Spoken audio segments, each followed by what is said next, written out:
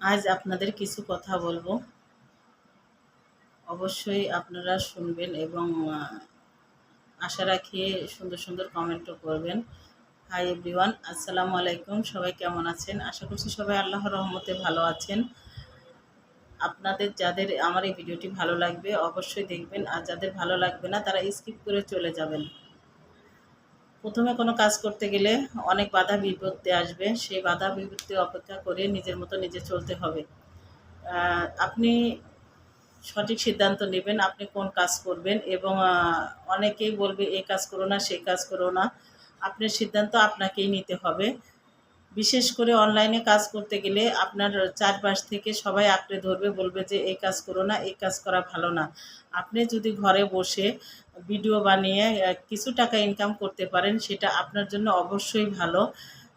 আপনি যদি চাকরি করতে যান, সেখানে আপনার সংসার ফেলে রেখে বাচ্চা কাচ্চা ফেলে রেখে আপনাকে অফিসে সারাদিন সময় দিতে হবে, ওইটা আপনার পরের আন্ডারে কাজ করতে হবে। কিন্তু আপনি অনলাইনে যখন কাজ করতে আসবেন, যদি একটা সময় সফলতা পেয়ে যান, তাহলে ওটা আপনার পরের আন্ডারে হবে না, ওটা আপনি সহজভাবে গ্রহণ করতে পারবেন এবং মন মানসিকতাও ভালো থাকবে। আমাদের সমাজে বেশিরভাগ মানুষ হচ্ছে নেগেটিভ মাইন্ডের মানুষ। আপনার ভালো একটা কিছু করতে গেলেও বলবে যে এই কাজ করিস না, খারাপ হবে। ভালো খারাপ কিছু বলতে গেলেও সেটাই বলবে। আপনি যখন সফল হবেন তখন বলবে যে আসলেই তুই ভালো কাজ করেছিলি। কিন্তু যখন ব্যর্থ হবেন তখন আপনাকে বিভিন্ন কথা বলতে থাকবে। তাই কখনো মন খারাপ করবেন না, মনকে শক্ত রাখবেন, শক্ত মনোবল তৈরি করবেন। কারণ জীবনটা আপনার, জীবনটা অন্য কারণ নয়। আপনার ডিসিশন আপনি নেবেন, আপনার ডিসিশন অন্য কেউ নিতে পারে না। যেহেতু আল্লাহ পাক আপনাকে সৃষ্টি করেছে মানুষ রূপে, নিশ্চয়ই আপনার বিবেক বুদ্ধি আছে।